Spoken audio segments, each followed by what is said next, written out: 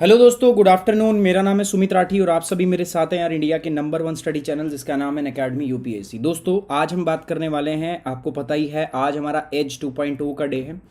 As programme जो बहुत बड़ा प्रोग्राम था और बहुत सक्सेसफुल रहा, आप लोगों की वजह से बहुत सक्सेसफुल रहा, मेरी पूरी टीम की वजह से। उसके बाद में दोस्तों हम एक दूसरा प्रोग्राम लेके आए थे and that programme is named as Edge 2.0। और एज 2.0 जो प्रोग्राम है उसका आज दिन है। और एज 2.0 प्रोग्राम के दिन हम आज डिस्कस करने वाले हैं क्या, आपका we are going to discuss about the biodiversity. हम बायोडाइवर्सिटी डिस्कस करने वाले हैं। बायोडाइवर्सिटी यूपीएससी सीएससी 2020-21 के लिए बहुत ही ज़रूरी है। और एग्ज़ाम में अगर मैं बात करूं सो ये आपका एनवायरनमेंट का हिस्सा होती है। अगर मैं बात करूं एनवायरनमेंट जो पार्ट में गिनते हैं तो इसके अंदर कितने जो हैं आपके टॉपिक इंक्लूड होते हैं। आप लोगों के बहुत सारे बच्चों के दिमाग में डाउट रहता है कि पता नहीं क्या क्या है क्या क्या नहीं है। सो अगर मैं आपको बताऊं दोस्तों, एनवायरनमेंट में अगर मैं बात करूं, ठीक है, सो एनवायरनमेंट के अंदर में 1 2 3 4 पार्ट आते हैं आपके।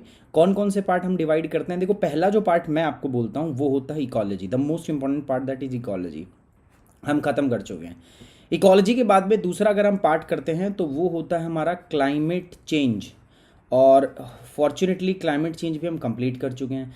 Ecology, climate change, climate after the climate change हम क्या करते हैं दोस्तों, क्लाइमेट चेंज के बाद में अगर हम बात करते हैं तो नेक्स्ट पार्ट आता है हमारा बायो डाइवर्सिटी। सो बायोडाइवर्सिटी भी हमने अभी स्टार्ट कर ही दिया है, ठीक है, ऑलमोस्ट आज हम इसको पढ़ रहे हैं। और एक और होता है जिसको हम बोलते हैं एक्ट एंड पॉलिसीज़, ठीक है, ये फैक्चुअल टॉपिक होता है एक्ट एंड पॉलिसीज़। सो ये एक नेक्स्ट पार्ट होती है, ये हमने नहीं किया है। सो अभी हम ये कर रहे हैं तो ये छोटा ही टॉपिक है अपना, ये भी बायोडाइवर्सिटी बहुत बड़ा टॉपिक नहीं है। सो ये सारा मिला के एनवायरनमेंट बनाता है, तो ये इंपॉर्टेंट है। एनवायरनमेंट जो है आपका लगातार यहाँ से क्वेश्चन आ रहे हैं आपके प्रीवियस ईयर पेपर, आप उठा के देख सकते हो। तो environment is an important part of your syllabus and because it's important part of syllabus and that's why UPSC यहाँ से बहुत बार यहाँ से आपसे सवाल पूछती है। बिकॉज आज के टाइम पे एनवायरमेंटल कंसर्न थोड़ा सा ज़्यादा है। सो गवर्नमेंट यहाँ से क्वेश्चन हर बार आते ही आते हैं। अगर मैं ट्रेंड देखूँ 2014 के बाद में तो इस पोर्शन से मोर देन 20 क्वेश्चन आते हैं, मोर देन 20 आते ही आते हैं, ठीक है। 20 बेसिक बेंच मार्क है, 20 से ऊपर ही होंगे, कम नहीं होंगे। अगर मैं बात करूं आपका तो 2014 के अंदर में तो लगभग यहाँ से लगभग 40 क्वेश्चन आए थे इसी एनवायरमेंटल साइंस के पोर्शन से। सो ये बहुत बहुत बहुत ज़्यादा इंपॉर्टेंट सेगमेंट है दोस्तों। सो इकोलॉजी में आपको करा चुका हूँ, अगर आप देखोगे तो यूट्यूब पे भी करा चुके हैं, प्लस पे भी कर चुके हैं हम। क्लाइमेट चेंज जो है ये अपना जो है अभी बाकी है। सो कहाँ पर बाकी है? ये बाकी है प्लस पर। बाकी मैं इसको उस पर करा चुका हूँ, मतलब आपका जो पार्ट है दैट इज़ आपका जिसमें हम बोलते हैं यूट्यूब पे हम कर चुके हैं। बायोडाइवर्सिटी अब मैंने शुरू करा दिया है और अभी जो है ख़त्म भी हो जाएगा। और ये एक्ट एंड पॉलिसीज़ का एक पार्ट हमारा और आपका बचता है।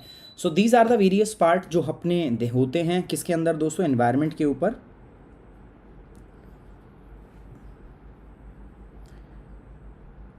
What happens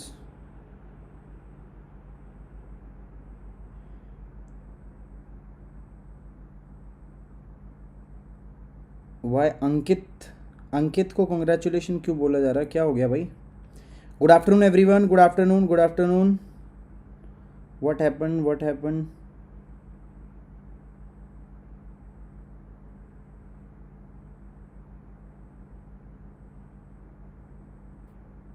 Swati Shrivastava, I will talk to you.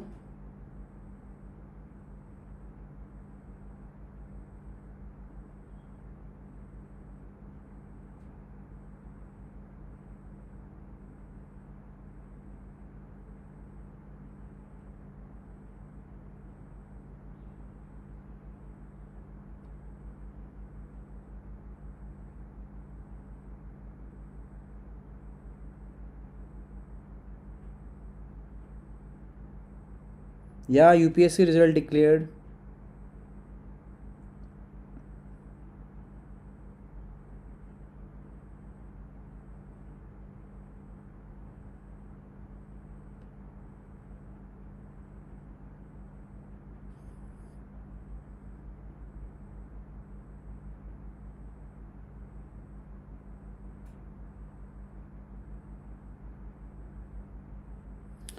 चलो यार, बाकी मैं कुछ दिख नहीं पा रहा मेरे को, काय के लिए कॉन्ग्रेचुलेशन आप बोले। रोहित मेहरा, आपको भी पता चल जाएगा अनअकैडमी की तरफ से कितने स्टूडेंट्स थे। You will get to know very soon about this. So Unacademy की तरफ से पूरी लिस्ट आएगी निकल के ना, तो वो एक दिन में आप अभी 1 सेकंड के अंदर में आपको पता नहीं चलेगा, चिंता मत कीजिए। Okay, Shivani Bhardwaj sister got the 30th rank in the UPSC, so congratulation यार, कॉन्ग्रेचुलेशन अगेन, वास्तव में बहुत बड़ी बात है, बहुत अच्छा अचीवमेंट है आपका, so congratulation from my side also. And Ankit congratulation from my side. चलिए लेट्स स्टार्ट। आपको भी रैंक निकालनी है यार, आप क्या चाहते हो, आपकी आए कि नहीं आए, नेक्स्ट ईयर जो है आप भी होंगे इसके अंदर, ठीक है। अगली बार जो आप लोग मेरे से जैसे पूछ रहे हो सर आपके कितने स्टूडेंट्स हुए, सो अनअकैडमी का दोस्तों अभी लिस्ट तैयार होगी अनअकैडमी की, और for your kind information for in the online mode I just started from the सितंबर से, लास्ट ईयर तो मैंने स्टार्ट किया था, ठीक है। सो देखते हैं अभी क्या रहता है क्या नहीं रहता है, तो लिस्ट जो है अभी प्रिपेयर हो रही है, एक्चुअली सभी लोग उसी में बिजी हैं, सो देखते हैं क्या रहता है क्या नहीं रहता है। Okay, you will get to know about it, जल्दी आपको पता चल जाएगा अनअकैडमी के बारे में, कितने सिलेक्शन यहाँ से हुए हैं कितने नहीं हुए। ओके चलिए, सो दोस्तों ये हमारा पूरा का पूरा कोर्स है किसका दोस्तों, बायोडाइवर्सिटी का। बायोडाइवर्सिटी H2.0 के अंदर में मैं डिस्कस कर रहा हूँ, कोशिश करेंगे आपकी प्रीलिम से पहले ही कंप्लीट बायोडाइवर्सिटी जो है खत्म करा दी जाए। रोज दोपहर 2 बजे हम यहाँ पे लाइव आते हैं, आप मेरे साथ लाइव होते हो। बाकी दोस्तों जैसा आप लोग जानते ही हो, सुमित 10 ये अपना कोड है, इस कोड का आप इस्तेमाल कर सकते हो to get the 10% off Unacademy. Unacademy पे 10% ऑफ लेना चाहते हैं तो आप यहाँ पे सुमित 10 कोड यूज़ करेंगे। सो जो भी बच्चा सुमित 10 कोड यूज़ करेगा, he or she will be in my guidance, complete my guidance from the very first day to the last day, वो मेरे गाइडेंस के अंदर में रहेंगे, ठीक है। सो अगर मैं आपको बात करूँ आपका यूपीएससी CSC 2020, एंड अगर आप लोग किसी को जानते हो, ही कोई भी बच्चा या स्टूडेंट है जिन्होंने इस प्लेटफॉर्म से पढ़ा हो और he or she got selected in the UPSC examination, so you can tell me, आप मुझे बता सकते हैं, ठीक है।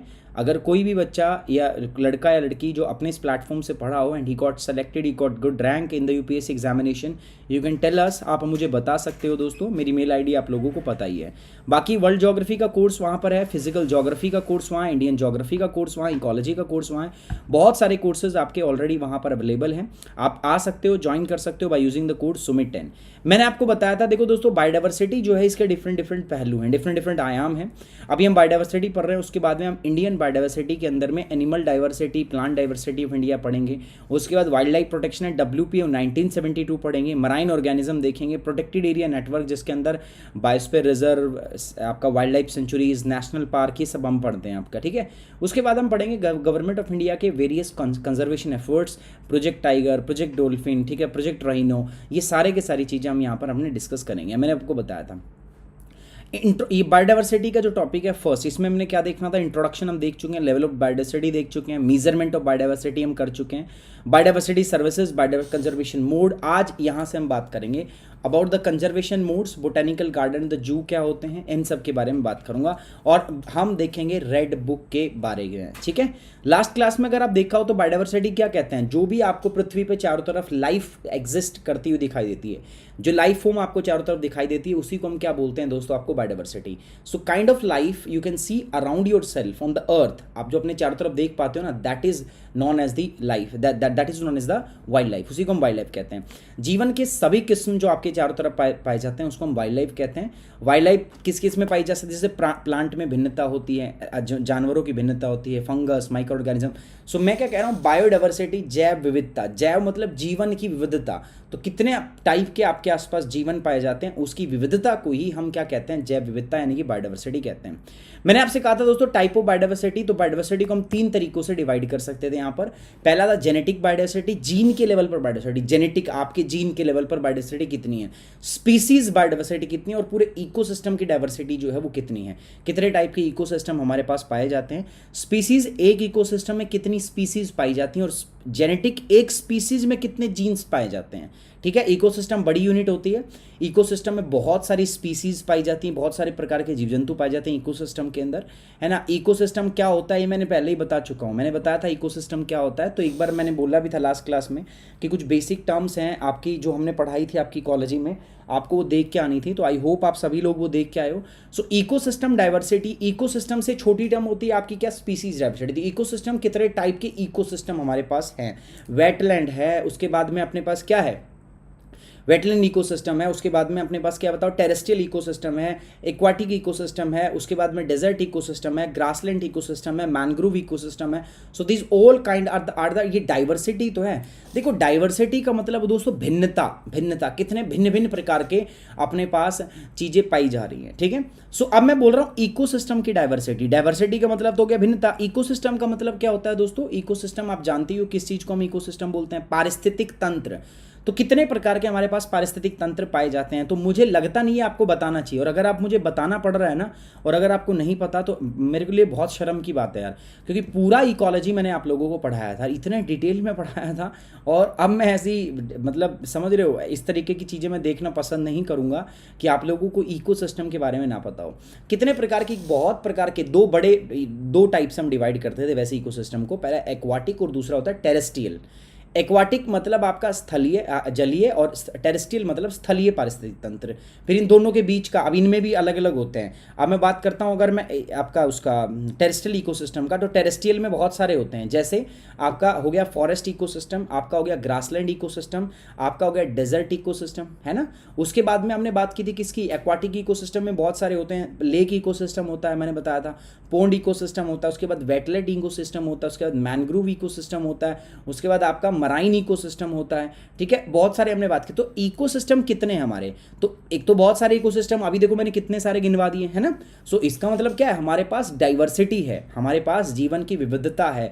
इकोसिस्टम के टर्म्स में we have multiple kind of the ecosystem, ठीक है, पहली बात। दूसरी बात, हर इकोसिस्टम में कुछ स्पीसीज पाई जाती हैं। अगर मैं बात करूं एक्वाटिक इकोसिस्टम में, भाई पानी के अंदर में, चलो लेक इकोसिस्टम की बात करते हैं, चाहे वेटलैंड इकोसिस्टम की बात करते हैं, हर वेटलैंड में अलग अलग प्रकार की क्या मिलेगी आपको दोस्तों, स्पीसीज मिलेगी कि नहीं मिले, प्रजातियां मिलेंगी नहीं मिले। भाई वेटलैंड जो होते हैं they are very much famous for the birds, bird species वहां पर बहुत ज्यादा पाई जाती है। तो बर्ड स्पीसीज के लिए जाना जाएगा किसको दोस्तों, आपका देखो एक ecosystem wetland ecosystem, wetland ecosystem में क्या आपका दोस्तों स्पीसीज।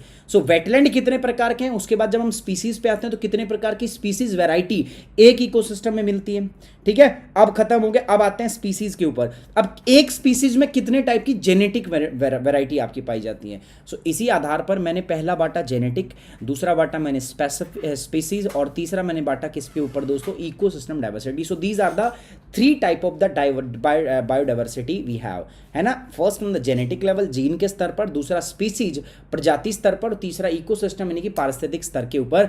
3 तरीकों से हम आपका बायोडाइवर्सिटी को क्या करते हैं आपका दोस्तों, मेजर करते हैं। मैंने आपको बताया भी था इंडिविजुअल, ये स्पीसीज लेवल पर था, ये उसके बाद क्या था आपका दोस्तों, इकोसिस्टम डाइवर्सिटी थी, ठीक है, टाइप ऑफ इकोसिस्टम। अच्छा, बायोडाइवर्सिटी को मेजर भी करते हैं 2 तरीकों से, 2 कंपोनेंट होते हैं इसके मेजर करने के। पहला होता है स्पीसीज रिचनेस और दूसरा स्पीसीज इवननेस। समझ लो सिंपल सी बात है, स्पीसीज रिचनेस, एक स्पीसीज प्रजाति कितनी पाई जाती है, मतलब कितनी ज़्यादा मात्रा में अबंडेंस है उसका, ठीक है, पहली बात। उसके बाद में उस स्पीसीज की इवननेस कितनी है, ठीक है, उसी स्पीसीज में वो स्पीसीज कितनी, उसकी इवननेस क्या पाई। 2 तरीकों से हम क्या करते हैं उसको दोस्तों यहाँ पर मेजर करते हैं, species richness and species evenness. Species richness की बात करें तो इसमें फिर हम और बांट देते हैं क्या, अल्फा डाइवर्सिटी, बीटा डाइवर्सिटी, और तीसरा क्या बांट देते हैं हम आपका गामा डाइवर्सिटी, है ना। 3 भागों में हम और भी बांट देते हैं, अल्फा, बीटा और गामा। अब ये क्या होती है, इंपॉर्टेंट है, देख लेते हैं। अल्फा डाइवर्सिटी जो होता है ना, इसका मतलब क्या होता है, it refers the diversity within a particular area of the ecosystem and usually expressed by the number of species in the ecosystem. जो स्पीसीज रिचनेस होती है ना, स्पीसीज रिचनेस कहो या अल्फा डाइवर्सिटी कहो, एक ही बात, एक पर्टिकुलर एरिया में किसी प्रकार की प्रजातियों की संख्या कितनी अधिक पाई जाती है, उसी को हम बोलते हैं अल्फा डाइवर्सिटी। समझ में आ रही बात, किसी विशेष क्षेत्र के अंदर में किसी एक प्रजाति की आपकी जो संख्या है, जो मात्रा है, वो कितनी ज्यादा पाई जाती है, उसी को हम बोलते हैं अल्फा डाइवर्सिटी। तो alpha diversity simply nothing but the simply species richness, ठीक है। It refers to the diversity within a particular area और a ecosystem and is usually expressed by the number of the species. ये एक क्षेत्र या पारिस्थितिक तंत्र के भीतर विविधता को संदर्भित करता है। यह आमतौर पर उस पारिस्थितिक तंत्र के प्रजातियों की संख्या यानी प्रजातियों की समृद्धि द्वारा इसको व्यक्त किया जाता है कि प्रजाति कितनी है। कि इकोसिस्टम में एक गधा है, मान लो, उसकी गधे की कितनी प्रजाति है, भाई गधा है, खच्चर है, घोड़ा है, कितनी प्रजाति उसकी पाई जाती है, ठीक है, उसको हम क्या बोलते हैं आपका दोस्तों, alpha diversity. Come to the beta diversity, अगला है बीटा डाइवर्सिटी। बीटा डाइवर्सिटी क्या होता है, it is a comparison of the diversity between the ecosystem. भाई एक है मेरे पास में एक्वाटिक इकोसिस्टम और दूसरा है मेरे पास में दोस्तों टेरेस्ट्रियल इकोसिस्टम। मैं कंपैरिजन करूंगा इनके बीच में कि एक्वाटिक में ये जो प्रजाति, कोई भी प्रजाति है उसकी 10 स्पीसीज पाई जा रही है मान के चलो, और मैं बोलूँगा टेरेस्ट्रियल में सिर्फ 3 है। तो जब आप आपस में दो इकोसिस्टम के बीच में कंपेयर करोगे तो उसको हम क्या बोलेंगे दोस्तों, that is going to be known as a beta diversity. Beta diversity क्या है, एक कंपैरिजन है ऑफ डाइवर्सिटी, विविधता का, बिटवीन द टू इकोसिस्टम। ठीक है, यूजुअली हम इसको किससे मानते हैं, change in the amount of the species. जैसे यहाँ पर मैं कैसे मापूंगा भाई, 7 है तो ये 7 क्या हो गया, बीटा डाइवर्सिटी हो गया, मतलब दोनों के बीच में कितने का अंतर है, 7 का, है ना। तो इसको हम क्या बोलेंगे, आपका बीटा डाइवर्सिटी, इसको हम बोलेंगे। डन। हिमांशु कुमार, ये वही तो चल रहे हैं, सेम वही तो चल रहे हैं। अभी मैंने स्टार्टिंग से आपको बताया यार, सेम ही तो एनवायरनमेंट के तो ही चल रहे हैं, और क्या चल रहा है ये। ठीक है, ये एनवायरनमेंट के ही लेक्चर हैं। गामा मतलब मुझे क्या करना चाहिए, मुझे टाइटल का नाम ना बायोडाइवर्सिटी ना रख के ना मुझे एनवायरनमेंट रखना चाहिए, मुझे लगता है वो ज़्यादा सूटेबल रहेगा। आप लोगों को पता ही नहीं चल पा रहा क्या क्या, मैं कितनी बार बताऊँ आपको दोस्तों, देखो ध्यान से समझो। एनवायरमेंटल साइंस ये एक सब्जेक्ट है, ठीक है। इस सब्जेक्ट के अलग अलग भाग होते हैं 4, समझो। पहला होता है इकोलॉजी, पढ़ा दिया। दूसरा होता है क्लाइमेट चेंज, पढ़ा दिया। तीसरा भाग इसका होता है बायोडाइवर्सिटी, पढ़ा रहा हूँ। और एक और होता है जिसके अंदर में एक्ट एंड पॉलिसी डिस्कस करते हैं, फैक्चुअल टॉपिक होता है, अभी नहीं पढ़ाया है। सो ये मैं इसका एनवायरनमेंट का ही तीसरा भाग पढ़ा रहा हूँ हिमांशु, समझ में आई आपको बात। सो हम एनवायरनमेंट ही पढ़ रहे हैं और कुछ नहीं पढ़ रहे, वी आर डिस्कसिंग एनवायरनमेंट। एक तो आज का वो हमने इवेंट बनाने वाले ने थोड़ी गलती की हुई, उसमें ज्योग्राफी डाला हुआ है, ये ज्योग्राफी का लेक्चर नहीं है, ये हम आपका एनवायरनमेंट ही पढ़ रहे हैं। ठीक है, कन्फ्यूज़न मत हो।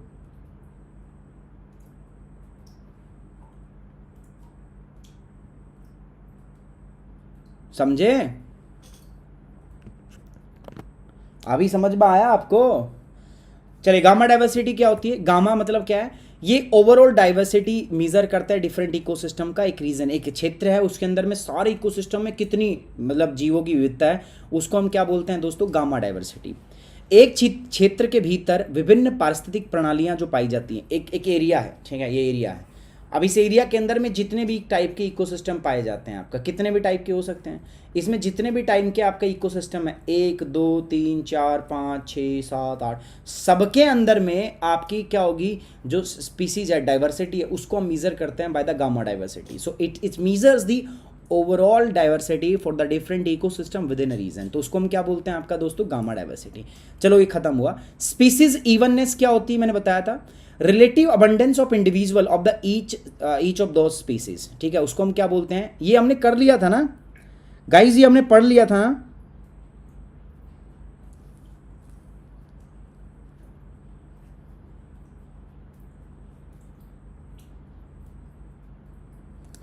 थैंक यू यार, welcome welcome Himanshu, welcome welcome welcome. अच्छा ये बताओ, ये पढ़ लिया था ना हमने, स्पीसीज इवननेस, स्पीसीज रिचनेस।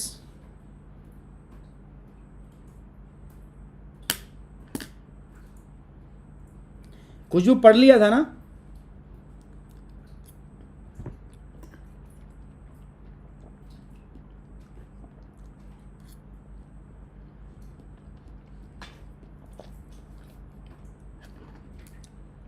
अभी अभी भी नो नो कर रहे हो सारे।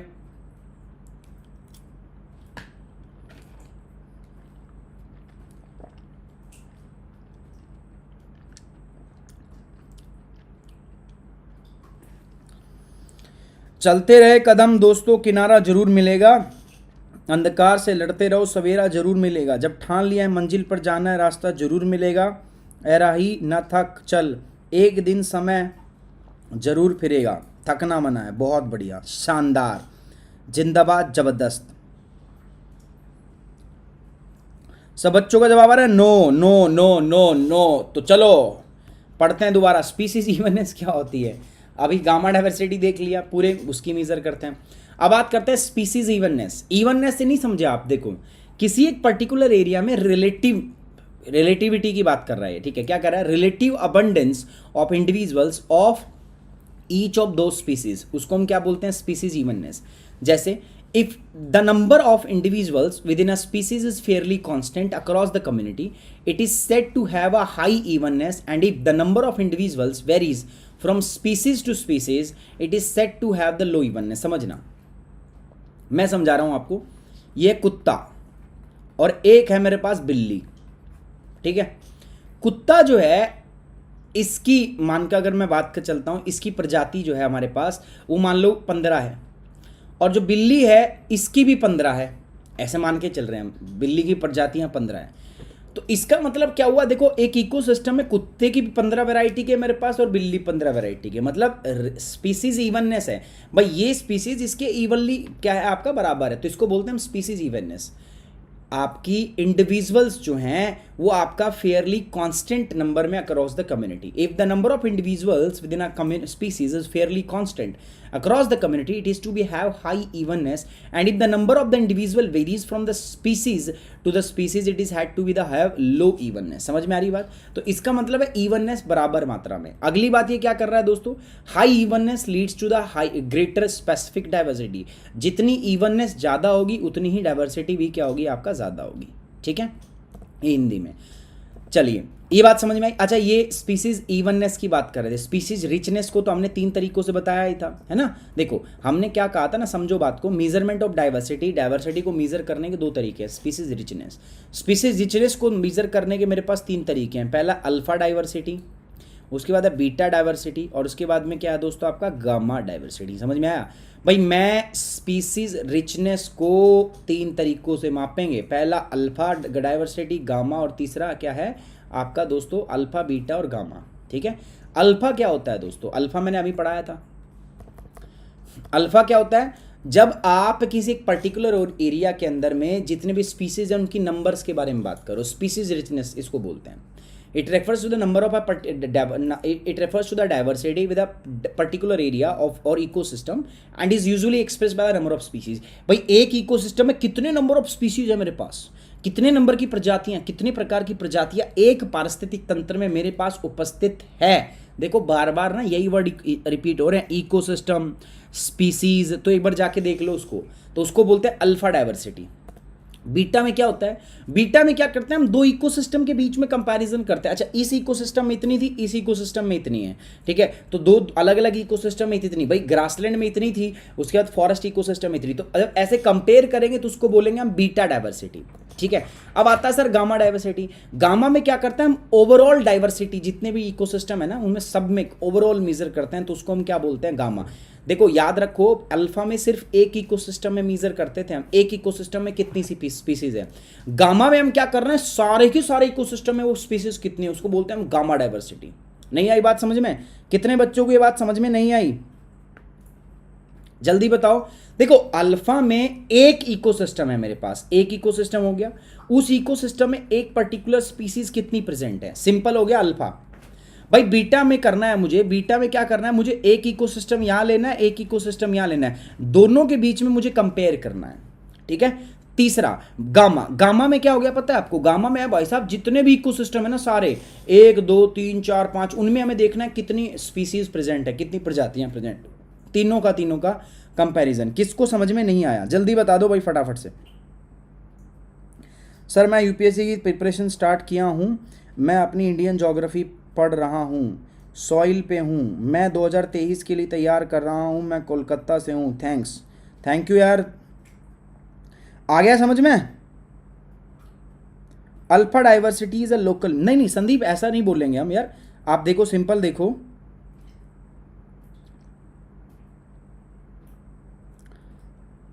विद्या बिल्कुल करेंगे यार। अभी थोड़े बहुत, अरे कल तो रक्षाबंधन था, उससे पहले ईद थी, फेस्टिव सीजन है, थोड़ा रुक तो जाओ। बिल्कुल करेंगे, टेंशन ना लो आप, टेंशन मत लिया करो बिल्कुल भी, ठीक है ना। सिंपल है, तीनों का बहुत सिंपल है, बहुत सरल है। अल्फा बीटा गामा, अल्फा में एक इकोसिस्टम रहेगा मेरे पास, एक इकोसिस्टम में मुझे क्या देखना है कि कितनी प्रजातियां हैं, स्पीसीज कितनी हैं। जब मैं बीटा पढ़ूंगा तो इसमें क्या है, एक इकोसिस्टम 2 इकोसिस्टम, इनके बीच का मैं डिफरेंस देखूंगा भाई कितना है कितना नहीं है, ठीक है। और गामा में जितने भी इकोसिस्टम है, मतलब जितने भी सारे इकोसिस्टम जो है ना उनके अंदर में मैं देखूंगा कितनी प्रजातियां हैं। ठीक है, अभी तरीके हैं मापने के ना, अपने अपने तरीके हैं, अलग अलग मेजर करने के तरीके हैं। सो अल्फा, बीटा और तीसरा क्या है दोस्तों आपका gamma diversity. Are you getting me? जल्दी बताइए फटाफट। चलो आगे बढ़ रहे हैं हम दोस्तों। हम आपका अब स्पीसीज रिचनेस तो हमने पढ़ ली, उसमें 3 तरीके थे। अब दूसरी हम बात करेंगे स्पीसीज इवननेस की। स्पीसीज इवननेस क्या होती है? स्पीसीज इवननेस समझो, relative abundance of individuals of each of those species. Relative abundance कितनी है इंडिविजुअल स्पीसीज की, तो उसको हम बात करेंगे स्पीसीज इवननेस। जैसे if a number of individuals within a species, एक स्पीसीज है उसके भीतर के जो इंडिविजुअल है, if they are fairly constant in that community, उस कम्युनिटी में, समुदाय, कम्युनिटी क्या होती है? कम्युनिटी के अंदर में बहुत सारे स्पीसीज रहते हैं। ठीक है, बहुत सारे। देखो मैं इंडिविजुअल हूं, मैंने आपको पहले बताया था, सबसे पहले स्टार्ट होता है इंडिविजुअल। ठीक है, इंडिविजुअल जब मिलते हैं ना, इंडिविजुअल क्या होता है? मैं इंडिविजुअल हूँ। अब मेरे जैसे इंडिविजुअल और बहुत सारे मिलाओगे तो उससे क्या बनता है आपका? स्पीसीज। बहुत सारे स्पीसीज मिलाओगे तो उससे क्या बनेगा आपका दोस्तों? बहुत सारा कम्युनिटी। कम्युनिटी मिलाओगे तो इससे क्या बनेगा आपका दोस्तों? हैबिटेट। और हैबिटेट मिलाओगे बहुत सारा तो इससे क्या बनेगा आपका दोस्तों? इकोसिस्टम। तो स्पीसीज से ही तो क्या मिलती है? कम्युनिटी बनती है। तो ये कह रहा है कि the number of individuals, number of individuals ये रहे, number of the individual with in a species, एक स्पीसीज, यानी कि हम है ह्यूमन, होमोसेपियंस हैं हम, है ना। तो अगर मान लो होमोसेपियंस के अंदर में इंडिविजुअल्स यानी कि मेरे टाइप की स्पीसीज जो हैं, अगर वो फेयरली कांस्टेंट प्रेजेंट है, मतलब ऐसा नहीं है कहीं ज़्यादा है कहीं कम है, अगर वो फेयरली कांस्टेंट मात्रा में प्रेजेंट है तो उसको हम बोलते हैं हाई इवननेस। जैसे मनुष्य की बहुत हाई इवननेस है, सो इसलिए हम कहते हैं मनुष्य की जो डाइवर्सिटी है वो भी बहुत ज़्यादा है। ठीक है, समझ में? देखो वर्ड का खेल है दोस्तों, यहाँ पर वर्ड को असेंबल करो, आप समझ जाओगे। देखो पहले क्या है? इंडिविजुअल। तो इंडिविजुअल हमारे इस पिरामिड में सबसे लोवेस्ट लेवल पर होता है। जब हम स्टार्ट करते हैं ना इकोलॉजी, हम स्टार्ट करें सबसे पहले इंडिविजुअल के बारे में पढ़ते हैं। इंडिविजुअल मतलब मैं, गधे से स्टार्ट करेंगे तो गधे में इंडिविजुअल का मतलब वो गधा, खच्चर में खच्चर, कुत्ते में कुत्ता, गधे में, ठीक है, ऐसे होता है। So individual. उसके बाद में जब वैसे वैसे लोगों का समूह बनता है, उसमें क्या बनती है? उसकी एक स्पीसीज बन जाती है, प्रजाति। भाई कुत्तों की एक प्रजाति होगी, कुत्ता था अकेला, अब कुत्तों की प्रजाति होगी। ठीक है, अब कुत्तों के साथ साथ में बिल्ली की भी प्रजातियां हैं, गधों की भी प्रजातियां हैं, उसके बाद सांप की भी प्रजातियां हैं, आदमियों की प्रजातियां। जब वो सारी मिलती हैं एक स्थान पर रहती है, उसको बोलते हैं कम्युनिटी। ठीक है, और जब बहुत सारी कम्युनिटी आप एक साथ मिलाते हो तो वो फिर आगे चल के क्या बना देता है आपका दोस्तों? उसके बाद में इकोसिस्टम बन जाता है। समझ रहे हो आप बात को मैं क्या कह रहा हूँ? तो ये कह रहा है कि किसी number of individual, if the number of individuals within a species, एक स्पीसीज के अंदर में, ठीक है, एक स्पीसीज के अंदर में अगर नंबर ऑफ इंडिविजुअल्स कांस्टेंट हैं अक्रॉस द कम्युनिटी, उस कम्युनिटी के अंदर में नंबर ऑफ इंडिविजुअल, ऐसा नहीं कि एक जगह पे ज़्यादा बाद की जगह पे कम है, नहीं, अगर फेयरली कांस्टेंट अगर वो प्रेजेंट है तो उसको हम क्या बोलेंगे? आपका स्पीसीज इवननेस। ठीक है, अब मेरे हिसाब से मैंने ख़त्म कर दिया बहुत अच्छे से, मुझे नहीं लगता। हाँ, आस्ती ब्रदर्स कुतिया का भी होगा, ठीक है, चिंता मत करो। हद करते हो यार, कुतिया और कुत्ते में फ़र्क है, सेम ही प्रजातियों के हैं। पूरी रात रामायण पढ़ी, महाभारत पढ़ी, सुबह कह रहे हैं सीता किसका बाप था। ठीक है, चलिए आगे बढ़ते हैं दोस्तों। Importance of the biodiversity, importance क्या क्या है बायोडाइवर्सिटी की, वो पढ़ते हैं। हमारे एक टीचर होता वो ऐसी कुछ मतलब बोल दिया करता, बेइज्जती बहुत किया करता वो। ठीक है, वो हिंदी पढ़ाया करता, हमें आज भी याद है मुझे, तो ऐसे ऐसे श्लोक मार दिया करता, मुहावरे मार दिया करता, बस मतलब झंड हो जाया करती। 10th क्लास की बात बता रहा हूँ, 10th या आई थिंक 9th क्लास की बात है। हिंदी का जो टीचर थे बहुत झंड किया करता भाई। ठीक है, मतलब ऐसी ऐसी बात कह दिया करता आदमी धरती में समा जाए, बिना पीटे, बिना डंडा नहीं मारा करता वो, बिना पीटे ऐसी ऐसी बात कह दिया करता आदमी धरती में समा जाए। उसका पढ़ाने का तरीका भी भाई साहब लाजवाब था, लाजवाब। पहले पूरे मतलब कहानी शुरू करने का, आई थिंक मुझे लगता है कि जो मेरी कुछ टीचिंग स्किल्स हैं वो वहीं से आई हैं, है ना। तो पहले क्या करता था, पूरी की पूरी जैसे एक आज एक टॉपिक पढ़ने वाले हैं, हिंदी भी हमें वही पढ़ाया करते, और हमें जिसको हम बोलते थे सामाजिक, SST जिसको बोलते हो, ठीक है, वो भी वही पढ़ाया करते हैं, है ना। हिस्ट्री वगैरह सब उसी में आता था, तो वो वही पढ़ाया करते। तो पहले क्या बताते थे, बहुत तगड़ा मतलब उसकी पूरी टाइमलाइन कैसे चली, क्या ना हुई क्या नहीं, मतलब समझ रहे हो। मुंशी प्रेमचंद्र के बहुत बड़े भक्त हुआ करते थे, फ़ैन हुआ करते, तो उनकी बहुत सारी स्टोरी बना दी, कफन, ये गोदान वोदान, इनके बारे में बताते रहते थे। और उस अभी तो आज हमें पता है, आज तो हम पढ़ भी सकते हैं। जब 8th क्लास में 10th क्लास में थे तब कहाँ गोदान ला के पढ़ने का टाइम था हमारे पास में, है ना। तो तब तो थोड़ा काम से फुर्सत मिले तो क्रिकेट भी खेलना है। अब तो खैर पढ़ सकते हैं, अब आज तो क्रिकेट भी हम फ़ोन में ही खेलते हैं। सो मैं क्या कह रहा हूँ, वो बताया करते, तो वहाँ पे उनसे शायद ये मुझे लगता है कि थोड़ी बहुत मेरी जो स्किल्स हैं, टीचिंग स्किल्स वहीं से आई हैं।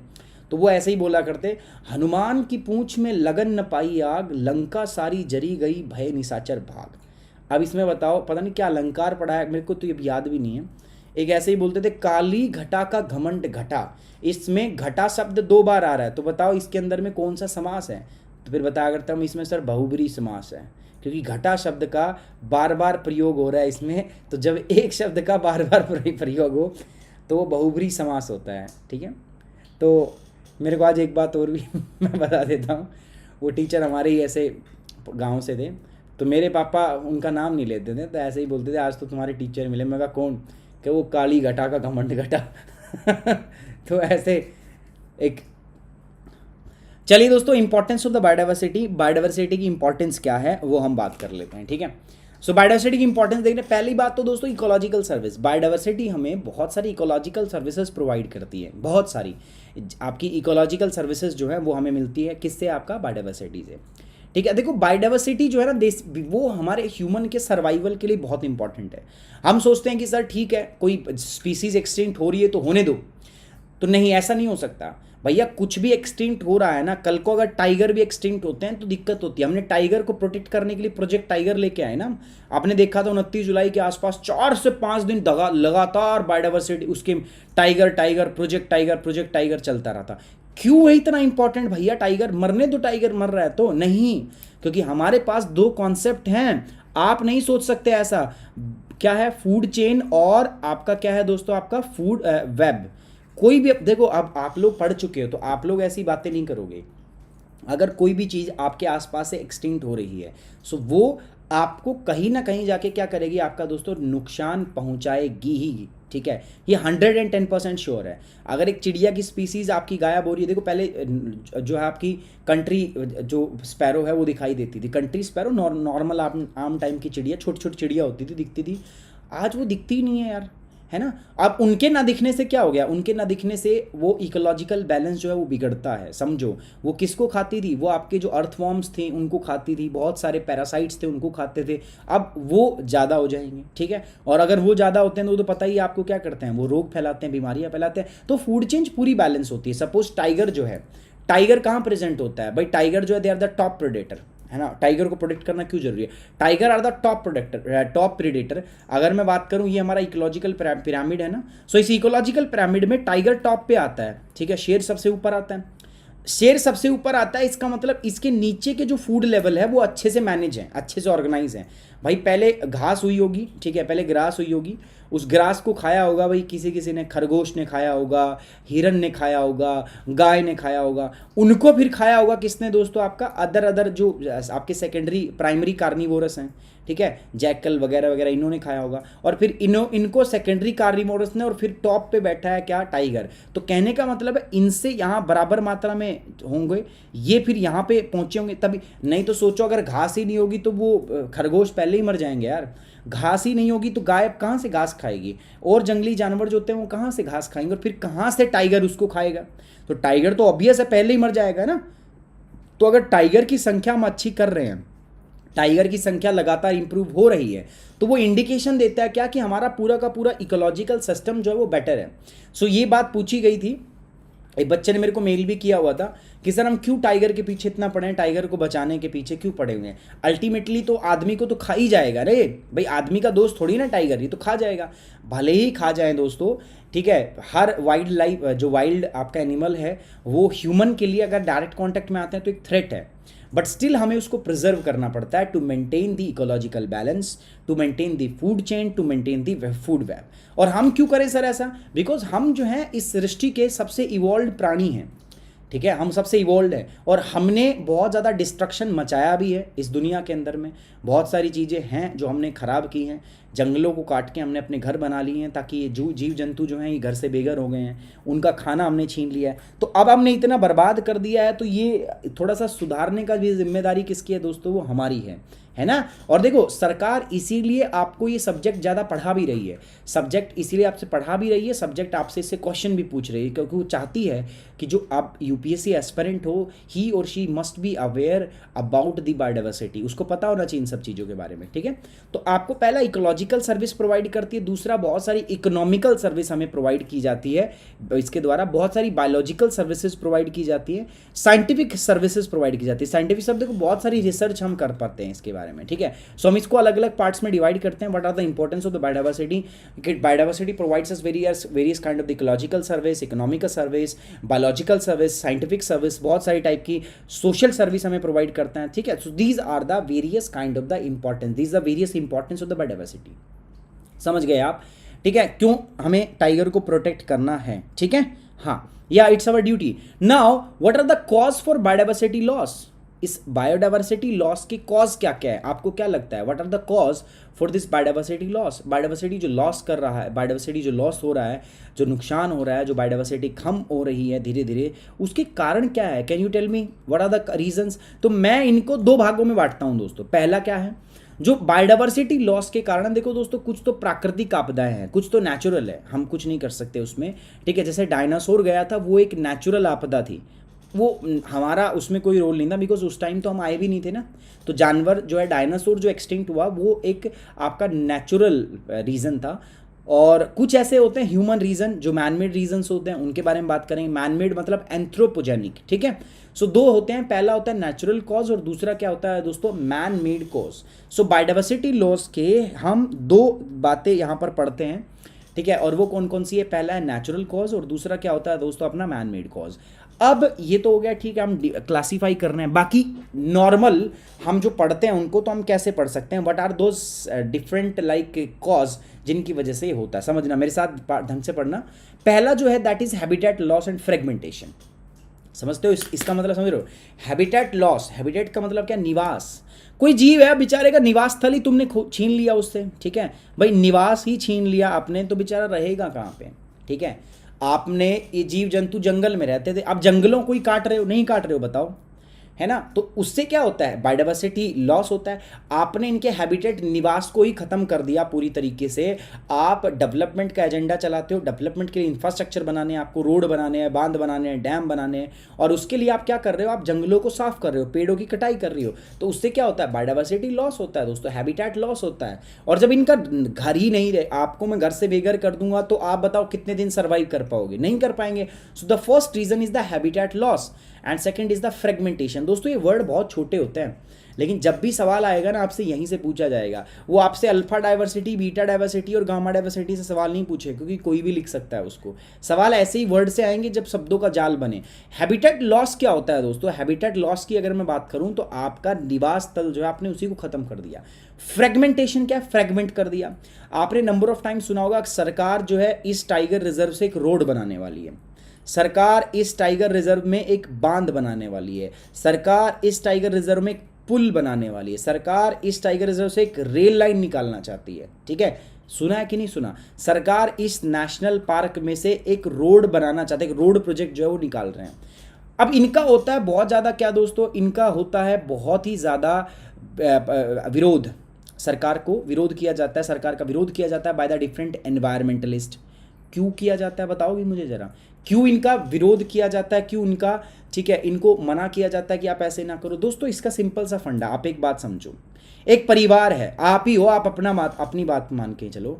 आप हैं, ठीक है, आपका भाई है, आपकी बहन है, आपके मम्मी है और आपके पापा हैं, ठीक है, 5 लोग रहते हो, ठीक है। अब यहाँ पे रहते हो आप। अब मैं मान के चलता हूँ आपके बीच में एक दीवार खींच दें हम, ठीक है, और एक दीवार ऐसी खींच दे जिंदगी में कभी मिलो ही ना आप लोग। तो आप हो, ठीक है, और आपके फादर जो है वो एक साइड आ गए, आपका भाई, आपकी बहन और आपकी मदर जो है वो अलग साइड चले गए। अब बताओ मुझे, चांसेस ऑफ सर्वाइवल आपके इंप्रूव होंगे या कम हो जाएंगे? ठीक है, ऑब्वियस बात है। अब ये हम तो ह्यूमन बीइंग है, मोस्ट इवोल्ड प्राणी है, तो फिर भी हम तो कुछ ना कुछ फ़ोन वगैरह कॉन्टैक्ट वगैरह हमने बना लिया। लेकिन सोचो एक बायोडाइवर्सिटी के अंदर, एक नेशनल पार्क के अंदर में बेचारे इनकी भी तो परिवार होता होगा, जीव जंतुओं का भी। अब आपने एक क्या बना दिया, डैम बना दिया यहाँ पे, तो जो डैम के इधर रह गए बेचारे वो इधर है भाई, इनके भी रिश्तेदारी है, मामा बुआ भतीजा फूफा, इनके भी तो होते हैं ना। ठीक है भाई, कोई मान लो ठीक है हाथी है तो उधर हो सकता है कि उसकी गर्लफ्रेंड जो उसने पटा रखी है वो इधर चली गई हो बेचारे की, नहीं तो वो तो बेचारा हमेशा ज़िंदगी भर उसके उसमें रहेगा ना, दुखी रहेगा वो, दूसरे किसी से वो सेटिंग करने वाला ही नहीं है। समझ रहे हो बात को? ऐसे समझ के देखो, आप थोड़ा सा सोचो, आप अपनी कॉन्शियस के लेवल के ऊपर जाके सोचो। तो इसको हम बोलते हैं फ्रेगमेंटेशन। पहले इतना हैबिटेट था, अब आपने रोड बना दिया तो इसको फ्रेगमेंट कर दिया, आपने दो भागों में बांट दिया, फ्रेगमेंटेशन। तो इससे भी बायोडाइवर्सिटी क्या होता है, लॉस होता है। ठीक है, कौन बताएगा मुझे, जल्दी से बताओ, ये समझ में आया आपको नहीं आया? So this is biodiversity loss, the reason of the biodiversity loss that is known as the habitat loss, और इसको हम क्या बोलते हैं आपका दोस्तों, फ्रेगमेंटेशन। डन, चलिए आगे बढ़ते हैं दोस्तों। अगला है मेरे पास दोस्तों ओवर एक्सप्लॉयटेशन। ये हमारी विशेषता है, हम एक चीज़ को इस्तेमाल नहीं करते हैं, उसको बहुत ज़्यादा इस्तेमाल करते हैं। अति हर चीज़ की हानिकारक होती है। किसी भी चीज़ को आप ओवर एक्सप्लॉइट करोगे तो एक दिन जो उसका नेचुरल रिजर्वायर है उसके अंदर में वो समाप्त हो जाएगी, और ओवर एक्सप्लॉइटेशन जो है ना, that will lead to the loss of that biodiversity. उसकी बायोडाइवर्सिटी को वो क्या कर देगा, उसके लॉस के लिए वो जिम्मेदार, वो कब बिल्कुल समाप्त हो जाएगा। ठीक है, alien species invasion, alien species आ जाती हैं दूसरी प्रकार की। आपने देखा होगा, मतलब खेत में ही देखा होगा आपने, किसी ने अगर गाँव में है, खेतों में अगर है वो, तो क्या होता है ना, कोई एक नई प्रजाति आ जाती है, ठीक है, खेतों के अंदर में, और वो क्या करती है, वो इतनी तेजी के साथ फैलती है ना कि आपकी जो वहाँ की जो नॉर्मल वेजिटेशन है ना, जो प्राकृतिक जो आपने बोया है वो भी नहीं होता वहाँ पे, क्योंकि एलियन स्पीसीज जो होती है वो बहुत हॉस्टाइल तरीके से उस एनवायरनमेंट को एक्वायर कर लेती है। ये समझो आप कि अंग्रेजों ने आके भारत पे आक्रमण कर दिया। अंग्रेज थे, आए तो बहुत कम मात्रा में थे, है ना, भारत में आए, उसके बाद में अपने आप को देखो किस प्रकार से भारत को गुलाम बना दिया। ऐसे यहाँ पर भी होता है, कोई एलियन स्पीसीज जो है वो आती है और वो एलियन स्पीसीज उस पूरे एरिया को कवर कर लेती है, जिसकी वजह से जो वहाँ की नेचुरल स्पीसीज है वो ग्रो ही नहीं कर पाती, वो एक्सटिंक्ट हो जाती है। ठीक है, so this is also a cause of किसका, बायोडाइवर्सिटी लॉस, एलियन स्पीसीज, कोई बाहर से दूसरी स्पीसीज आ गई। ठीक है, को एक्सटिंक्शन। अब देखो ये एक अच्छी चीज़ है, को एक्सटिंक्शन क्या होता है यार, दो प्रजातियां हैं, एक ये स्पीसीज है, एक ये स्पीसीज है। ठीक है, ये मान लेता हूं मैं हूं, ठीक है, this is me and this is you, है ना। अगर चल के चलो, मान के चलो, देख आप लोगों का मेरे पे एग्जिस्टेंस, आप मेरे पे, आपका हमारा और आपका को एग्जिस्टेंस है।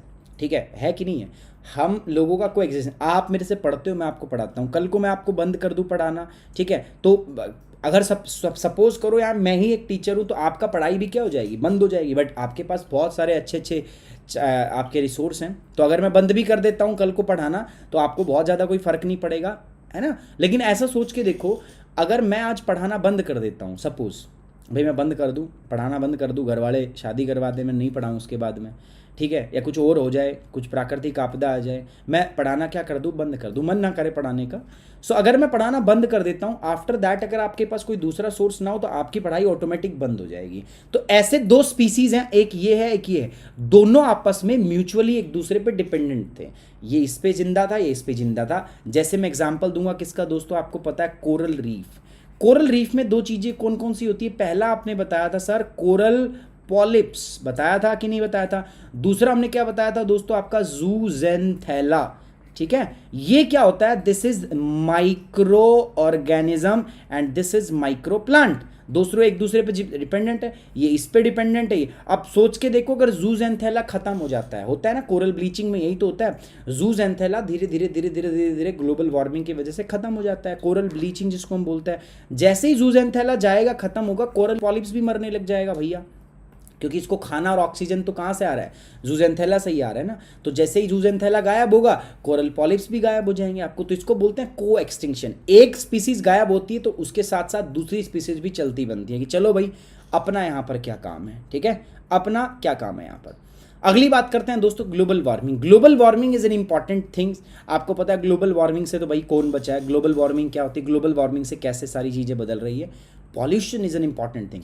हम क्या कर रहे हैं दोस्तों, हम बहुत सारी चीज़ों को पॉल्यूट कर रहे हैं, चाहे वो नेचुरल रिजर्वायर हो आपका, चाहे वो वाटर हो, ठीक है, चाहे लैंड हो, हम क्या कर रहे हैं उसको पॉल्यूट कर रहे हैं। पानी को आपको पता ही है, हमारा जो इंडस्ट्रियल एफ्लुएंट्स होते हैं, हमारा जो डोमेस्टिक सीवेज का जो पानी होता है अनट्रीटेड, हम उसको नदियों में जाने देते हैं। सो अल्टीमेटली उससे क्या होता है, उससे हमारा नेचुरल इकोसिस्टम प्रभावित हो रहा है। टेरेस्ट्रियल इकोसिस्टम में भी हम फर्टिलाइजर यूज़ कर रहे हैं बहुत ज़्यादा, वो फर्टिलाइजर भी किस में जा रहे हैं आपका दोस्तों, वो भी खराब कर रहे हैं। हम पेस्टिसाइड्स यूज़ कर रहे हैं, हम हर्बिसाइड्स, बहुत सारे केमिकल इस्तेमाल कर रहे हैं, तो वो सारा का सारा कारण बन रहा है दोस्तों किसका, आपका पॉल्यूशन का। सो पॉल्यूशन के कारण भी आपकी बहुत सारी स्पीसीज क्या हो रही हैं दोस्तों, एक्सटिंक्ट हो रही हैं।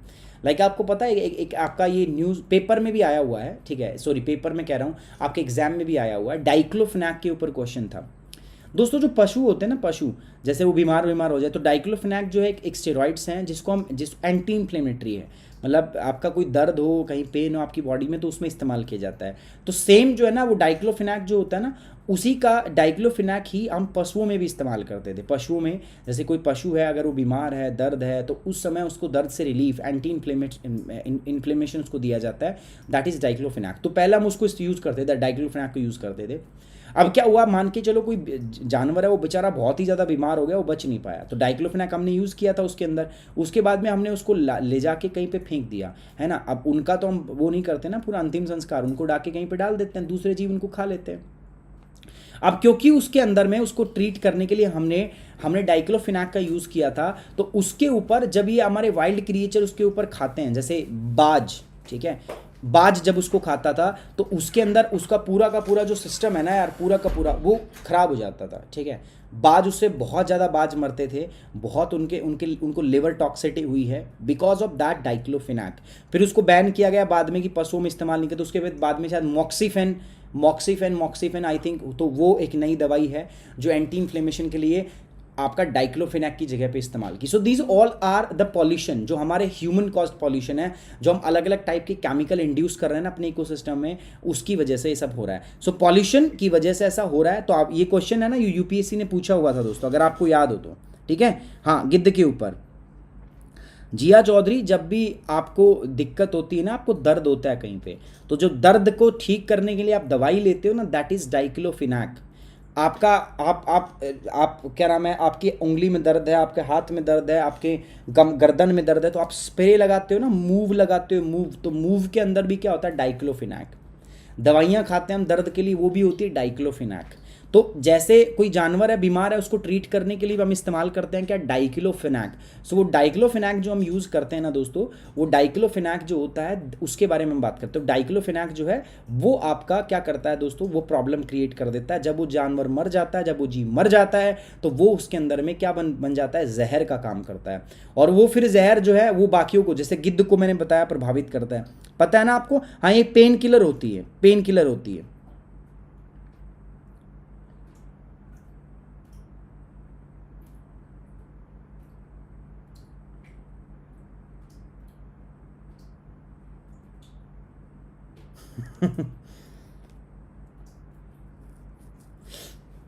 समझ में आ रही बात आपको, ठीक है। देखो दोस्तों, मैं फिर से आपको एक बात बता रहा हूं,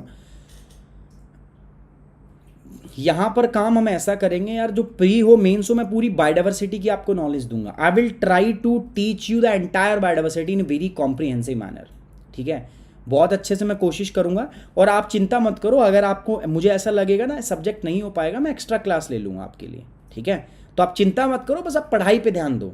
ये कैसे करना है, कहाँ से करना है, वो मेरा जिम्मेदारी है। मुझे लगेगा सिलेबस कंप्लीट नहीं हो रहा, मैं उठा के इसको अनअकैडमी ऐप पे कर दूंगा शुरू, है ना। तो आप उसकी चिंता मत करो, आप बस अच्छे से पढ़ाई करो। हर एक टॉपिक का, हर एक वर्ड का आपको मीनिंग पता होना चाहिए। अगर नहीं पता, अब मैं ऐसे ही बोल के छोड़ दूँ इसको, हैबिटेट लॉस एंड फ्रेगमेंटेशन, क्या समझ में आएगा, मुझे लगता समझ में आएगा। बट आज जो मैंने एग्जाम्पल दिया है ना, वो ठीक है, वो हाथी और उसका गर्लफ्रेंड, वो अगर एग्जाम्पल दिमाग में रहा तो फ्रेगमेंटेशन कभी ज़िंदगी में नहीं भूलोगे आप, ठीक है। अब जब भी न्यूज़ आएगी ना कि एक नेशनल पार्क के अंदर, आप खुद बता दो, क्या आपको पता था कि नेशनल पार्क के अंदर से रोड निकाल देते हैं तो ये प्रभाव पड़ता है? आज तक नहीं पता था आपको, ठीक है। आज तक आपको ये पता था कि रोड बना देंगे तो उससे जीव जानवर जो होंगे उनको दिक्कत होगी। क्यों? कोई रोड के हो सकता है गाड़ी के सामने आ जाए, उसकी डेथ हो जाए, ऐसा आपको ऐसा पता था। लेकिन आपको ऐसा नहीं पता जो मैंने आपको बताया था, ठीक है। जो उनको मेंटल एग्नॉय होता है, मेंटल एगोनी जो उनको होती है, मेंटल प्रॉब्लम जो होती है, वो भी एक रीज़न है। सो हम क्या कर रहे हैं, हम पूरे हैबिटेट को फ्रेगमेंट कर देते हैं इस प्रकार के इंफ्रास्ट्रक्चर डेवलप करके, ठीक है। सो चिंता मत करना आप, वो मेरा काम है कि कैसे करना है, बट आपको सिर्फ पढ़ाई पे ध्यान देना है। और दोस्तों नेचुरल कैलामिटीज भी तो बहुत सारी होती हैं। अब डायनासोर कैसे गायब हुए हमें थोड़ी नहीं पता है। अब जब डायनासोर थे तब तो आदमी भी नहीं थे भैया, तो डायनासोर को हमने थोड़ी लुप्त कराया, डायनासोर तो अपनी वजह से लुप्त हुए हैं, ठीक है। सो वो जो है एक अलग रीजन है। So natural calamities also one of the important reason, वो भी एक इंपॉर्टेंट कारण है। नेचुरली भी कई स्पीसीज हैं जो एक्सटिंक्ट हो जाती है, क्योंकि देखो हमारे नेचर का डार्विन की थ्योरी नहीं है, फिटेस्ट विल सर्वाइव। अब आप देखो, आप कहोगे सर कि आपने डार्विन जो है वो बायोलॉजी की थ्योरी है, अब कहाँ से घुसेड़ दी। दोस्तों आपको ऐसे ही करना पड़ेगा। जब आप एग्जाम में आंसर राइटिंग करते हो तो ऐसे ही, आप लोग बहुत, आपकी भूख है, एपेटाइट है आंसर राइटिंग की, तो कैसे वो शांत होगी तब जब जीएस सीखोगे। और आप ऐसी चीज़ों को रिलेट किया करो। नेचुरल कैलामिटी, भूकंप आ गया, वोल्केनो आ गया, ठीक है, कुछ भी बाढ़ आ गई, तो उससे भी तो होता है, ठीक है। उससे भी एक पर्टिकुलर प्रजाति जो है वो क्या हो जाती है, आपका लुप्त हो जाती है। क्यों? बिकॉज देखो नेचुरल जो फिनोमिना आप उसको चेंज नहीं कर, नेचर के साथ आपको ढलना पड़ेगा ही पड़ेगा, ठीक है। आप नेचर को ओवरकम नहीं कर सकते। सो डार्विन की थ्योरी है, डार्विन बोलता है फिटेस्ट विल सर्वाइव। सो जो सबसे फिट होंगे ना, जो सबसे मजबूत होंगे, जो सबसे तंदुरुस्त होंगे अपनी बायोडाइवर्सिटी के अंदर, अपने इकोसिस्टम, वही क्या करेंगे, आपके सर्वाइव करेंगे, ठीक है। सो नेचुरल कैलामिटी की वजह से भी कई जीव जो होते हैं वो एक्सटिंक्ट हो जाते हैं, कई जीव जो हैं वो लुप्त हो जाते हैं, ठीक है। That is also one of the cause of the biodiversity loss, वो भी एक बायोडाइवर्सिटी लॉस का एक एग्जाम्पल है, ठीक है। ये हिंदी में है दोस्तों, आवास की हानि और विखंडन, ठीक है, अत्यधिक दोहन, सेकंड जिसको हम बोलते हैं ओवर एक्सप्लॉइटेशन, विदेशी प्रजाति का आक्रमण करना, सह विलोपन, एक प्रजाति लुप्त हुई उसके ऊपर जो डिपेंडेंट है वो भी लुप्त हो जाती है, वैश्विक तापमान बढ़ना, ग्लोबल वार्मिंग बढ़ना, प्रदूषण, और तीसरा क्या है दोस्तों, लास्ट क्या है, प्राकृतिक आपदाएं। So these are the various reason for the biodiversity loss. ये बायोडाइवर्सिटी के लुप्त होने के क्या है दोस्तों, अलग अलग कारण हैं। अब चलो सर दोस्तों, लुप्त होने की बात कर रहे हैं आप, तो मोड ऑफ कंजर्वेशन के बारे में बात कर लेते हैं। यार दोस्तों आज का जो टॉपिक था ना, ये मोड ऑफ कंजर्वेशन ही था, बट ये हो नहीं पाया। सो नेक्स्ट मैं आज इसका टाइटल में थोड़ा चेंज करा दूंगा थंबनेल पे।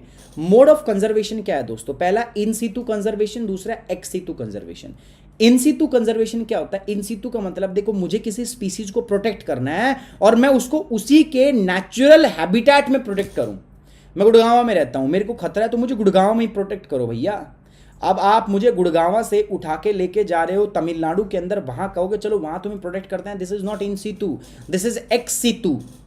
एक्स सीटू में क्या होता है, कोई एक स्पीसीज है, उसको खतरा है, वो लुप्त हो सकता है, तो आप उसको उसकी जगह से दूर ले जाकर प्रोटेक्ट करते हो, ठीक है, तो उसको हम बोलते हैं एक्स सीटू। तो इनके एग्जाम्पल भी होंगे इन सीटू और एक्स सीटू के, ठीक है, दोनों हम यहां पर डिस्कस करेंगे, ठीक है।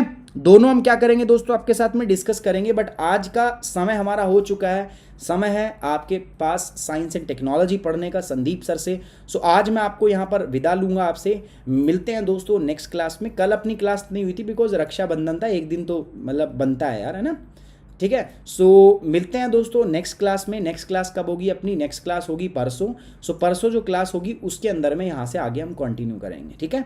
Now on this note I am ending this class. Thank you very much. Take care. Bye-bye. Jai Hind. Our detailed and descriptive course you can join us on the Unacademy Plus.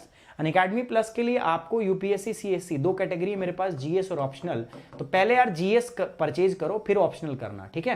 पहले GS का purchase कर लो, UPSC CSC GS में जाओ या optional, जो भी purchase करना। अगर जीएस है आपके पास तो ऑप्शनल परचेज कर लो, नहीं तो पहले जीएस कर लो। एक साथ भी कर सकते हो, कोई फर्क नहीं है, परंतु अब आपको कोर्स जो है वो अलग अलग परचेज करने पड़ेंगे। मतलब पहले जीएस का परचेज करना पड़ेगा और ऑप्शनल का अलग अलग, दोनों कोर्स अलग अलग परचेज करने पड़ेंगे। जो भी है, जो भी परचेज करना है, गोल में वही चूज करना है आपको। सपोज जीएस का करना है तो गोल में चूज करो यूपीएससी सीएससी जीएस, और उसके बाद जाओगे गेट सब्सक्रिप्शन। गेट सब्सक्रिप्शन के जाने पर इधर आप करोगे जीएस के कोर्स हैं यहाँ पर, और इधर मेरे पास कौन से कोर्स हैं दोस्तों, ये ऑप्शनल के कोर्स हैं। जीएस के कोर्स की फीस क्या है, 1 साल की 50,000, 2 साल की फीस है 72,000, 3 साल की फीस है 90,000। इन सारी फीस पे आप डिस्काउंट ले सकते हो, एक्स्ट्रा 10% जो आपको मिलेगा। जब कब मिलेगा, जब सिर्फ आप कोड यूज करोगे दोस्तों, क्या, सुमित 10 कोड यूज करो दोस्तों। आपको कोई स्पेस नहीं है, बीच में कोई स्पेस, कोमा, फुल स्टॉप कुछ नहीं है। सुमित 10 का यूज करो, आपको 10% जो है वो क्या मिलेगा, एक्स्ट्रा तो डिस्काउंट मिलेगा। साथ ही साथ देखो, जब ये कोड आप यूज करते हो, आपका डेटा मेरे पास आएगा और आपको पूरी प्रोसेस में मैं खुद गाइड करूंगा। आपको जो गाइडेंस है ना वो मैं खुद दूंगा। और यूपीएससी में गाइडेंस का बहुत बड़ा रोल होता है दोस्तों। ये है ऑप्शनल के लिए। 6 महीने का भी ज्वाइन कर सकते हो आप 20,000 रुपए, 1 महीने का 5,000, 4,500 रुपए, 36,000 2 साल और 3 साल के लिए 45,000, ये आप ज्वाइन कर सकते हो। और याद रखना, ये ज्वाइन करते समय भी आप कोड यूज करोगे क्या, सुमित 10। मेरे कोड का उपयोग करके आप सारे कोर्स जो है ज्वाइन कर सकते हो। अनअकैडमी पे ऐसा कोई नहीं है कि कोई भी कोर्स नहीं होगा जो आप ना देख पाओ। सो उम्मीद करता हूं जल्द ही आप मेरे साथ जुड़ोगे अनअकैडमी प्लस के ऊपर by using the code Sumit 10। Now on this note we are ending this session दोस्तों। अब इस सेशन को हम समाप्त करते हैं। उम्मीद करता हूं आपको सेशन समझ में आया। अगर समझ में आया दोस्तों तो वीडियो को लाइक करना है, शेयर करना है और हमारे चैनल को सब्सक्राइब करना है दोस्तों। मेरे चारों चैनल को सब्सक्राइब करो दोस्तों जल्दी से, फटाफट। Now on this note we are ending this session. Thank you very much, take care, bye bye.